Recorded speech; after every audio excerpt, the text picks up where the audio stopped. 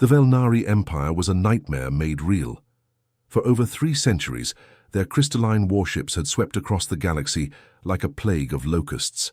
17 star systems had fallen to their might, each one adding to their growing collection of enslaved worlds. Their ships were beautiful in a terrifying way, translucent hulls that caught starlight and bent it into weapon beams, engines that folded space itself to cross impossible distances in heartbeats. On the bridge of the flagship, Vel Nexus, Commander Thexval stood before a holographic display showing their latest target. His forearms moved in ritual patterns as he studied the primitive radio signals emanating from the third planet of an unremarkable yellow star. The transmissions were crude, electromagnetic waves carrying what appeared to be entertainment broadcasts, news reports and fragmented communications between their crude orbital installations. Earth, he pronounced the alien word, with the same tone one might use for rotting garbage. His translator struggled with the primitive language, producing a harsh clicking sound that made his subordinates recoil. These creatures call their mudball Earth. The intelligence report floating before him painted a picture of laughable weakness. The humans had only achieved basic spaceflight within the last century. Their ships were clunky metal boxes powered by controlled explosions, chemical rockets that would take months to cross distances the Velnari covered in minutes. Most pathetic of all, they hadn't even unified their own planet. Dozens of separate nations squabbled over resources, while their polar ice caps melted and their atmosphere grew toxic from industrial waste. "Primitive savages," muttered Sub-Commander Gaxtel, his secondary brain cluster pulsing with amusement. "They still burn fossil fuels and wage wars with projectile weapons. My hatchlings could conquer them with training vessels." Admiral Kexthar materialized as a shimmering hologram, his ancient form crackling with bioelectric energy. The Admiral had overseen the conquest of 12 worlds personally, and his reputation for efficient brutality was legendary throughout the Empire. "The High Command has authorized Operation Harvest Moon." His voice resonated through harmonic frequencies that made the ship's hull sing. "This Earth contains vast quantities of rare minerals and over 7 billion potential slaves. Their genetic diversity will be valuable for our breeding programs." Commander Thexval bowed his head in acknowledgement. "What forces shall I requisite?" "Admiral, a full battle fleet." The Admiral's laugh was like breaking glass. "For primitives who still use radio waves, 8 cruisers and 2 dreadnoughts should suffice. Any more would be wasteful." He paused, his image flickering with static. "Make this quick, Commander. The conquest of the Altarian Federation requires our attention."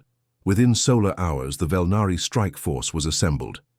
Each cruiser was a kilometer-long predator, bristling with plasma cannons and quantum disruptors.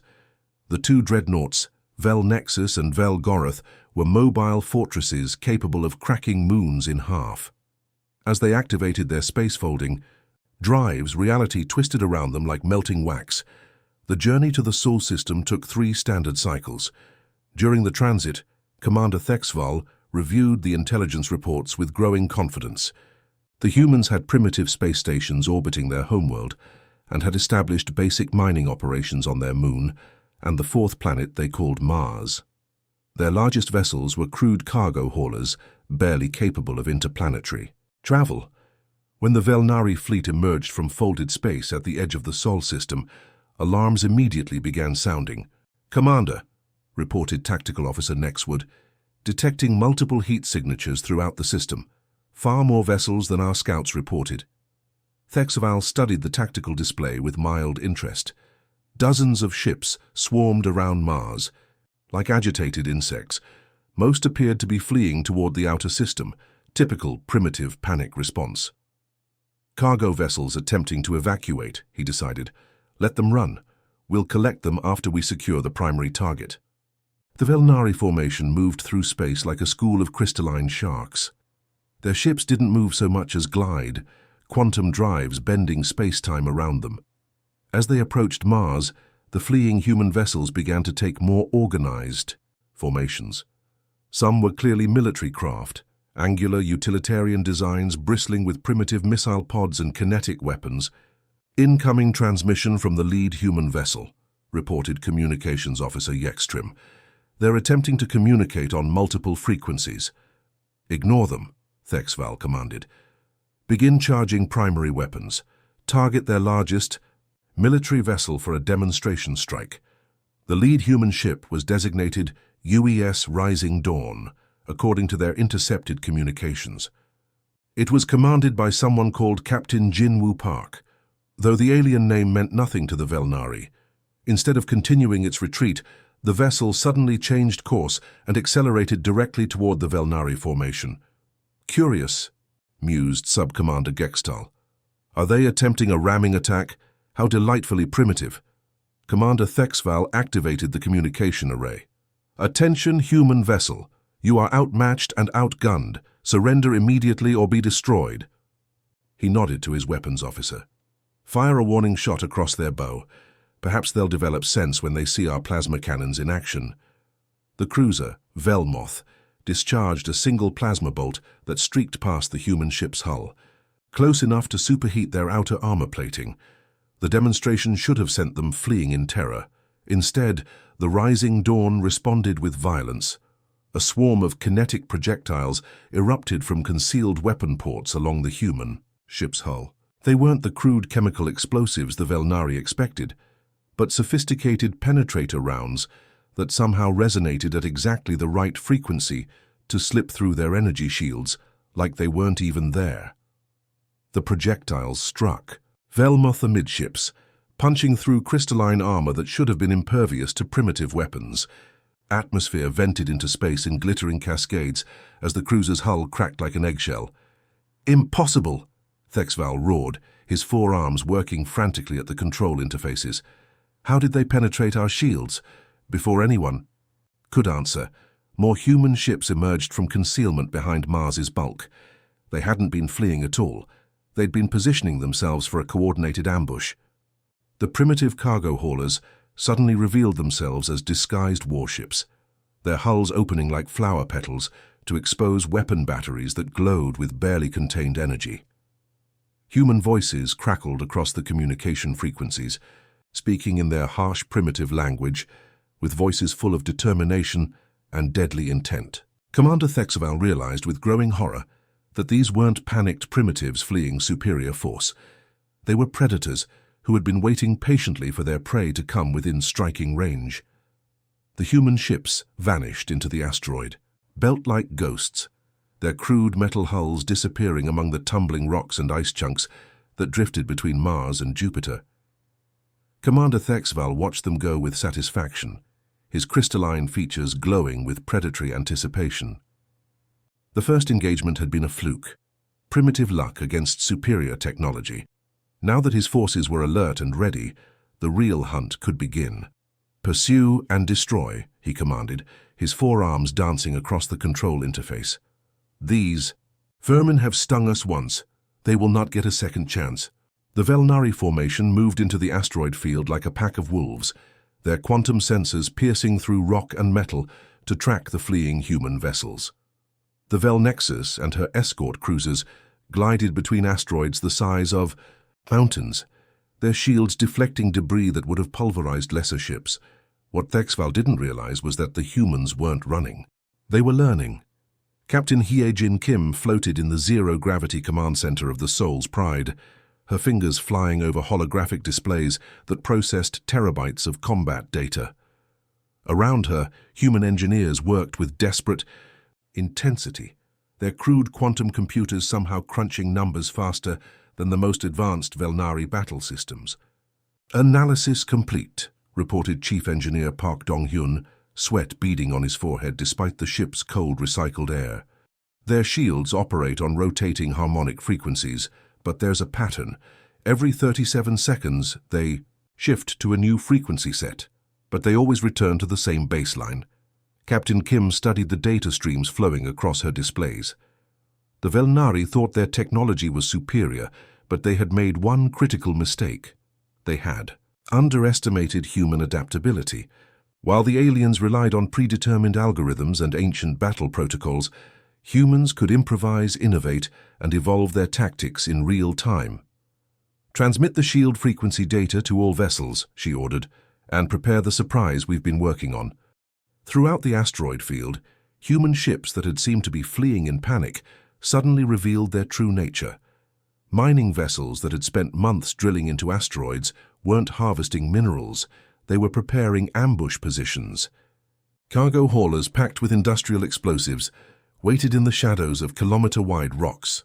Even civilian transports had been retrofitted, with weapon systems cobbled together from spare parts and desperate ingenuity. The first sign that something had changed came when human weapons started hitting their targets. Kinetic rounds that had bounced harmlessly off Velnari shields 3 days ago now punched through crystalline armor like it was made of glass. The aliens' rotating shield frequencies, which should have been impossible for primitive computers to track, were being predicted and countered in real time. "Impossible!" roared Sub-Commander Gextal as his cruiser Velthar shuddered under a barrage of perfectly targeted missiles. "How are they penetrating our defenses?" But the humans weren't just adapting their weapons, they were adapting their entire approach to warfare. Captain Minho Lee, commander of the transport vessel Busan Runner, had turned his damaged ship into something the Velnari had never encountered before, a thinking, guided missile.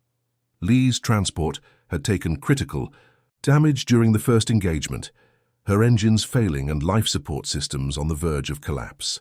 In any civilized species, this would have meant surrender or retreat. Humans, however, had a different solution. "All hands to escape pods," Lee announced calmly over the ship's intercom. "We're going to give these crystal bastards a taste of human ingenuity." As his crew evacuated to the safety of nearby asteroids, Captain Lee remained alone on his bridge, manually piloting his dying ship toward the massive dreadnought Velgoroth. The alien vessel's weapons systems tracked his approach, plasma cannons charging for what should have been an easy kill. Instead, Lee activated a modification his engineers had been working on in secret, a quantum entanglement communicator that linked his ship's navigation system directly to every piece of human technology in the system. His transport became a single component in a vast network of coordinated intelligence, guided not by one human mind, but by the collective tactical awareness of the entire fleet. The Busan Runner danced through the dreadnought's defensive fire, like a leaf in a hurricane, her pilot anticipating every shot before it was fired. Lee's ship slipped past the alien vessel's shields, not through superior technology, but through something the Velnari couldn't understand. Pure human determination, backed by collective intelligence. The transport struck the Velgoroth's engine core with surgical precision. The explosion that followed lit up the asteroid field like a miniature star, the dreadnought's quantum drives imploding in a cascade of twisted space-time that sent shockwaves through every nearby vessel. Admiral Kexthar watched from his command ship as one of the Empire's most powerful vessels died in agony, her crystalline hull cracking apart like a shattered jewel. Around the asteroid field, human vessels emerged from hiding spots that shouldn't have been able to conceal them, their weapons firing with accuracy that defied explanation. "How?" he whispered, his ancient mind struggling to process what he was seeing. "They're primitives, savages with crude technology. How are they doing this?" The answer came in the form of intercepted human communications, voices speaking in their harsh language with tones of grim determination and tactical coordination. These weren't individual ships fighting separate battles. Every human vessel, from the largest military cruiser to the smallest civilian shuttle, was connected through quantum communication arrays that turned their entire fleet into a single, thinking organism. Captain Eugene Choi, commanding the destroyer Incheon's Fury, had undergone surgical modification that would have horrified any civilized species. Fiber optic cables ran directly from her brain into her ship's tactical systems, allowing her to process targeting data at superhuman speeds. When she fired her weapons, she wasn't just aiming, she was thinking her projectiles into their targets. The Velnari had conquered 17 star systems through superior individual technology and rigid military doctrine. They had never faced an enemy that could adapt, evolve, and coordinate their tactics faster than the aliens could respond. As more Velnari ships fell to increasingly sophisticated human attacks, Admiral Kexthar realized with growing horror that this wasn't just a battle, it was an education. Every engagement taught the humans something new about Velnari technology, and they were learning faster than their enemies could adapt. "Send an emergency transmission to High Command," he ordered, his voice heavy with the weight of impending defeat. "Request immediate reinforcements, full battle fleet authorization." The primitive conquest had become something far more dangerous, a war against an enemy that refused to accept the limitations of their own technology. And for the first time in 3 centuries, the Velnari Empire was learning what it meant to be afraid. 3 months had passed since the first disastrous engagement, and High Admiral Zex Moran arrived in the Sol system with the kind of firepower that had reduced entire civilizations to cosmic dust. 50 Velnari warships materialized from folded space in perfect formation. Dreadnoughts that could split moons, battlecruisers bristling with quantum disruptors, and support vessels carrying enough plasma torpedoes to sterilize a dozen worlds. Theosai. High Admiral was ancient even by Velnari standards, his crystalline exoskeleton scarred by 3 centuries of conquest. He had personally overseen the subjugation of 12 star systems, and his tactical brilliance was legendary throughout the Empire. This embarrassing delay against primitive humans would end within solar cycles. "Scan the system," he commanded, from the bridge of his flagship, Vel Supremus. "Locate all human vessels and prepare for simultaneous strikes. No survivors, no prisoners. We will make an example that will echo across the galaxy." What the sensors revealed made even the ancient Admiral pause. The Sol system had been transformed into something unrecognizable. Where once crude human ships had hidden among asteroids, now vast networks of interconnected platforms drifted in perfect orbital formations. Mining vessels had been converted into mobile fortresses, their industrial equipment replaced with weapons that pulsed with stolen Velnari energy signatures.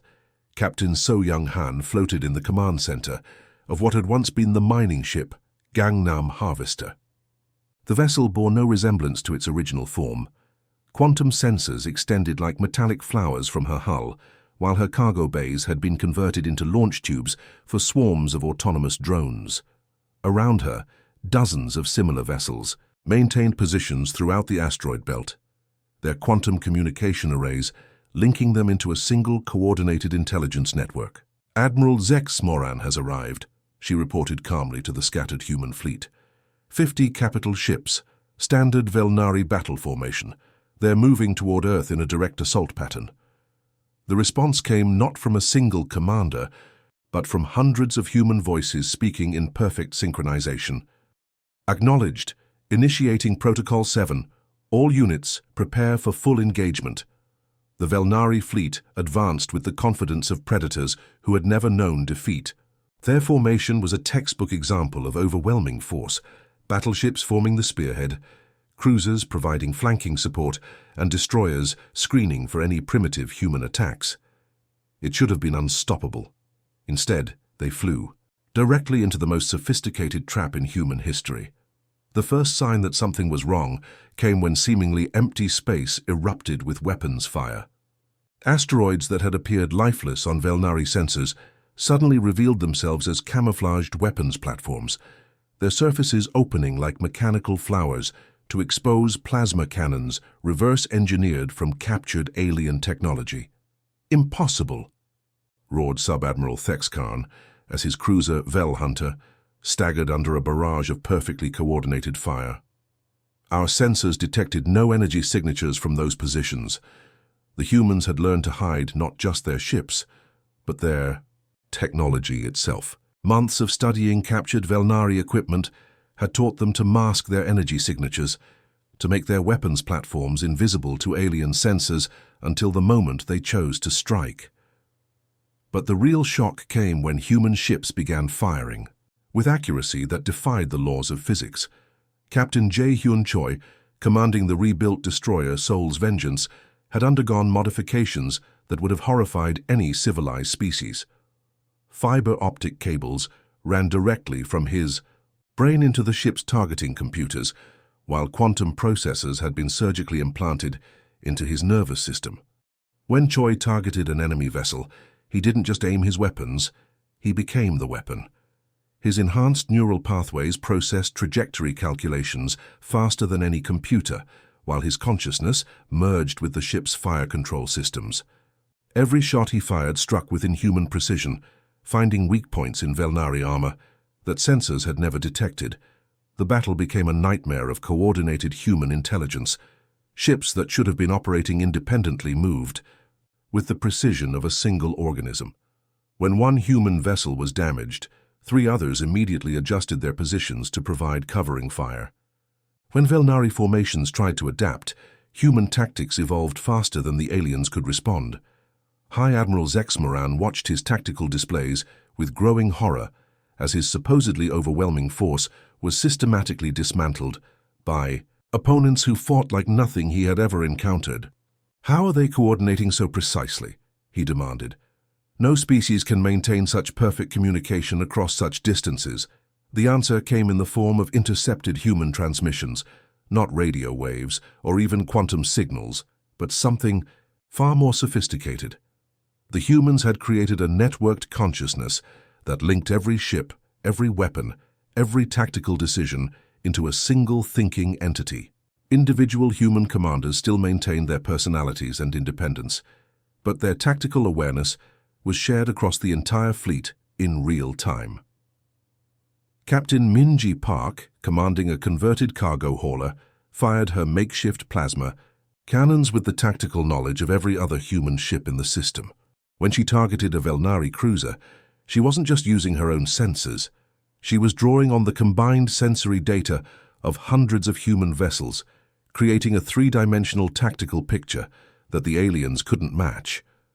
The humans had learned something that no other species in the galaxy had discovered, that individual excellence meant nothing compared to collective intelligence guided by shared purpose. As the battle raged through the inner system, High Admiral Zexmoran made a decision that would haunt him for the rest of his existence. If these humans could not be defeated through conventional tactics, then he would break their spirit through terror. "Target their moon base," he ordered coldly. "Full plasma bombardment. Show them the price of resistance." Lunar Base had been humanity's first permanent off-world colony, home to 12,000 civilians, including children, scientists, and elderly citizens who had never held a weapon. The Velnari bombardment lit up the lunar surface like a second sun, reducing humanity's greatest achievement to molten craters and scattered debris. Zexmoran expected the human fleet to break, their morale shattered by witnessing such devastating loss. Instead, he witnessed something that would chill him to his crystalline core for the rest of his long life. Every human voice in the system fell silent for exactly 30 seconds.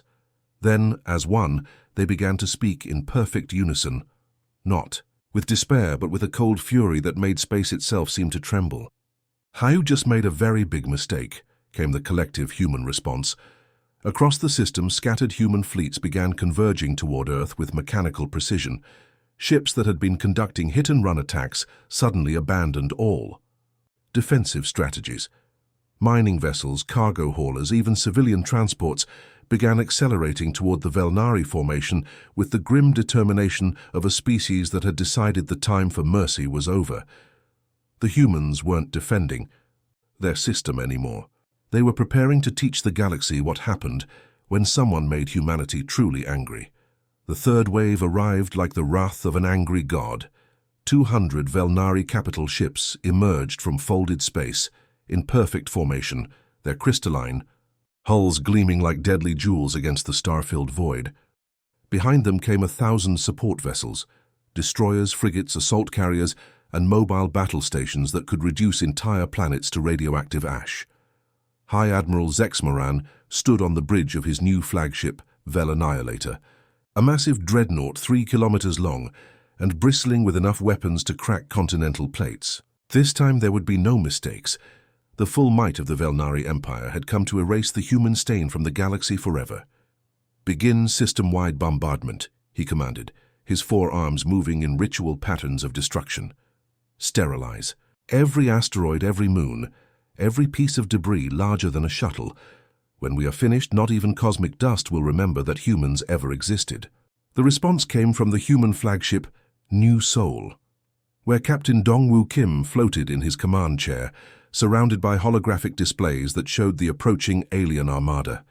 Instead of fear or desperation, Kim's weathered face broke into a slow predatory smile that would have made a shark proud. "All units," he announced calmly to the scattered human fleet, "activate Protocol Omega. It's time to show our guests what we've been working on." The month since Lunar Base's destruction had not been idle for humanity. While the Velnari had been gathering their forces for this final assault, human scientists had been pushing the boundaries of what their species thought possible. They had taken captured alien technology and twisted it into forms that violated every principle of civilized warfare. Deep in the asteroid belt, research stations that had been disguised as mining operations revealed their true purpose. Dr. Lee, Seung-ho, once a peaceful xenobiologist, had spent sleepless months creating horrors that would have given nightmares to elder gods. His masterpiece was a cloud of self-replicating nanites, so small they were invisible to Velnari sensors, yet sophisticated enough to infiltrate alien ships and rewrite their most basic systems. "Nanite swarm deployment successful," reported Commander Song-ha Rim from her control station buried deep within the asteroid series. "Estimated contact with enemy formation in 17 minutes. The nanites spread through space like an invisible plague, carried by solar winds and electromagnetic currents, toward the approaching Velnari fleet. Each microscopic robot was programmed with one simple directive: find alien technology and make it serve humanity instead." But the nanites were just the beginning of humanity's preparations.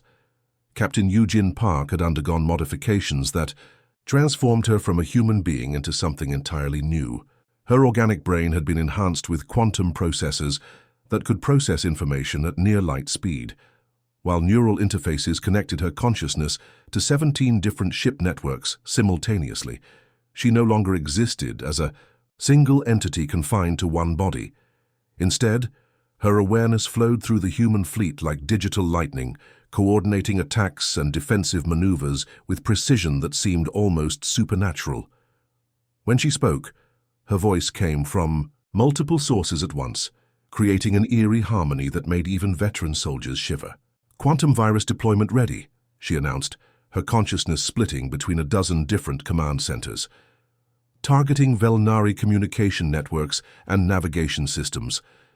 The virus was humanity's answer to alien technological superiority, a self-evolving program that could infiltrate any computer system and rewrite its core programming. Unlike crude malware, this quantum virus could actually think, adapting to alien security measures faster than they could be deployed.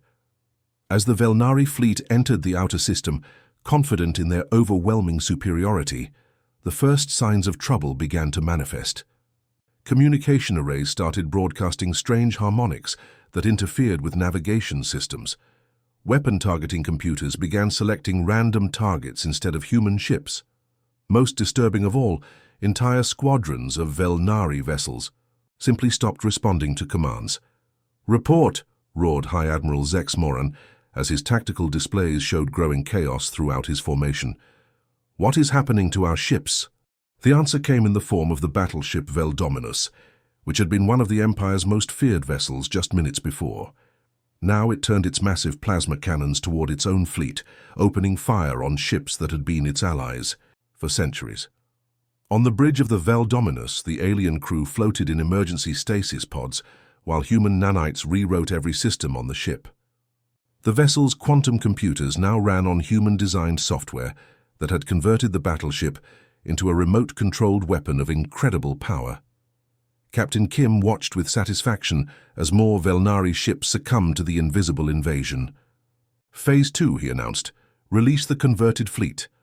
Across the system, dozens of Velnari vessels that had been captured in previous engagements suddenly came to life. But these ships no longer served their original masters. Human engineers had spent months studying captured alien technology, not to copy it, but to improve it. The converted ships moved with grace and precision that their original designers had never imagined, their weapons firing with accuracy that seemed impossible. Commander Park's distributed consciousness coordinated the attack with inhuman precision. She was no longer bound by the limitations of a single organic brain. Instead, her awareness flowed through quantum networks that connected every human ship, weapon, and sensor array into a single thinking organism. "Target the command ship," she ordered, her voice speaking from 100 different sources simultaneously. "Disable but do not destroy. We need Admiral Zexmoran alive for what comes next." The battle that followed defied every principle of space combat that had been developed over millennia of galactic warfare. Human ships moved in impossible formations, coordinating attacks with precision that suggested they were controlled by a single mind. Converted Velnari vessels turned their own advanced weapons against their former fleet, creating chaos and confusion that spread through the alien ranks like wildfire. Most terrifying of all were the humans themselves. Soldiers like Lieutenant Colonel Han Min-seok had undergone cybernetic enhancement that allowed them to interface directly with their weapon systems. When they fired, they weren't just aiming. They were thinking their projectiles into their targets with mathematical precision that organic brains could never achieve. High Admiral Zexmoran watched his unstoppable armada tear itself apart and felt something that no Velnari commander had experienced in 3 centuries of conquest: pure, undiluted terror. These weren't the primitive savages his scouts had reported. They were something far more dangerous, a species that had weaponized their greatest strength. Humans refused to accept limitations. When faced with superior technology, they didn't surrender, they improved. When confronted with impossible odds, they didn't retreat, they evolved. And when threatened with extinction, they didn't beg for mercy, they became something that could fight back. As his flagship shuddered under coordinated human attacks, Zexmoran realized with dawning horror that his empire hadn't just underestimated humanity's military capabilities, they had underestimated humanity itself, a species so adaptable and determined that they would literally transform themselves into living weapons rather than accept defeat. The horror wasn't just in what the humans had become, it was in the terrible realization that they were still becoming something more. The Velnari High Command convened in their crystalline palace orbiting their homeworld, the ancient rulers trembling with rage as reports of defeat poured in from across the galaxy. For the first time in 3 centuries, their unstoppable war machine had been stopped by a species they had dismissed as primitive savages. Emperor Velgolos, oldest of their kind, rose from his throne of living crystal. His voice resonated with the fury of a dying god as he spoke the words that would seal both species' fate. "If we cannot conquer the humans, then we will erase them. Authorize Project World Killer." Deep in the Empire's most secret shipyards, a weapon of unimaginable power had waited for over a millennium. The Velthaxis was not merely a ship. It was a mobile apocalypse, 15 kilometers of crystalline death designed for one purpose: to crack planets like eggs and reduce entire solar systems to cosmic dust. High Admiral Zexmoran, his once proud fleet reduced to a handful of surviving vessels, watched as the planet killer emerged from folded space. The weapon's quantum disruptor cannon could tear apart the molecular bonds that held matter together, turning solid planets into expanding clouds of subatomic particles. "This ends now," he whispered, his 4 arms working frantically at the firing controls. "No more human tricks, no more impossible victories. When I fire this weapon, Earth will cease to exist, and with it the nightmare these creatures have become." The Velthaxis powered its main weapon, reality itself warping around the massive cannon as it charged. Stars dimmed as the weapon drew energy from the fabric of space-time, preparing to unleash destruction that would make supernovas look like candle flames. But as the planet killer's targeting systems locked onto the blue marble that was Earth, a human voice crackled across every communication frequency in the system. Captain Sungmin Lee, commanding the battered cruiser, Inchen's last tandem, spoke with calm certainty that chilled Zexmoran's crystalline heart. "You're too late." The words made no sense. Too late for what? Earth hung defenseless before the ultimate weapon, its population of billions waiting for annihilation. How could any primitive species prepare for planetary destruction? The answer came as Zexmoran's sensors detected massive energy signatures throughout human space. Not weapons or shields, but something far more sophisticated: quantum displacement drives activating in perfect synchronization. As he watched in growing horror, hundreds of human ships began folding space around massive cargo containers, disappearing into the void with technology that should have been beyond their understanding. Colony ships, Captain Lee explained, his voice carrying across the system with digital clarity. "We've been launching them for 3 years, Admiral. Every time you destroyed one of our worlds, we sent 10 more ships to the stars. Congratulations, you've just helped humanity spread across the galaxy faster than we ever dreamed possible." During the long years of war, while the Velnari had been focused on military conquest, humans had been doing what they did best, preparing for the worst possible outcome.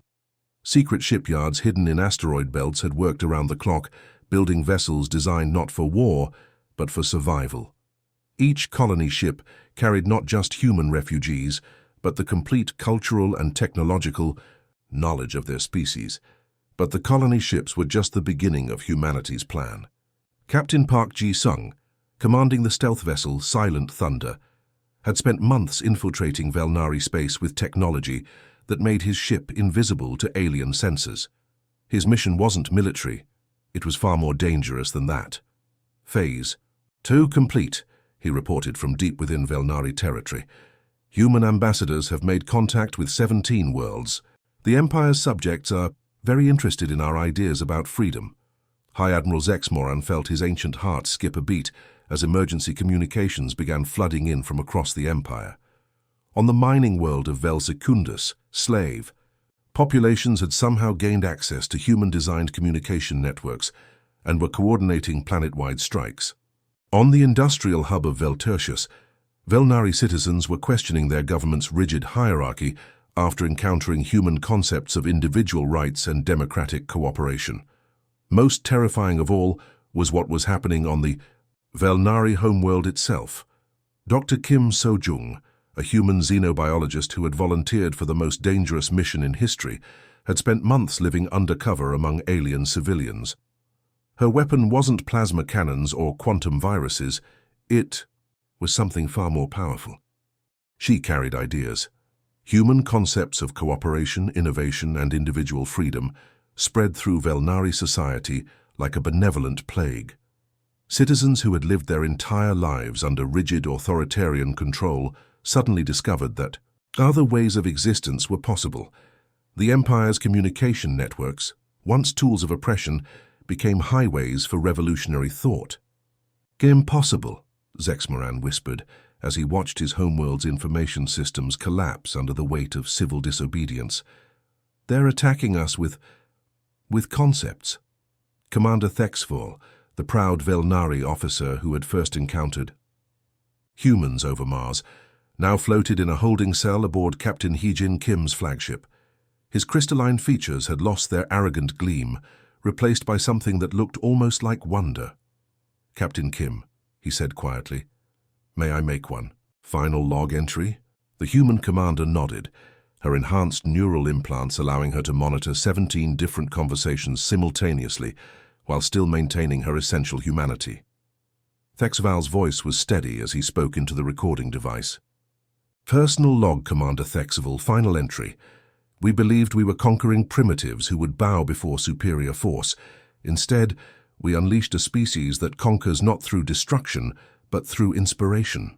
They have shown us possibilities we never imagined, ways of living that make our rigid empire seem like a prison we built for ourselves." He paused, his multiple eyes focusing on something beyond the cell walls. "They have not just defeated us. They have made us better than what we were, and perhaps that was always their true weapon."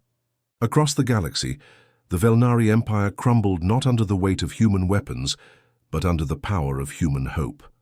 World after world chose freedom over control, cooperation over conquest, innovation over stagnation.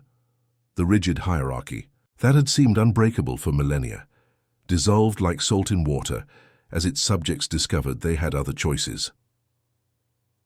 High Admiral Zexmoran lowered his hands from the planet killer's firing controls, knowing that destroying Earth would accomplish nothing. Humanity had already won, not through superior firepower or advanced technology, but by being exactly what the Velnari could never understand or defeat.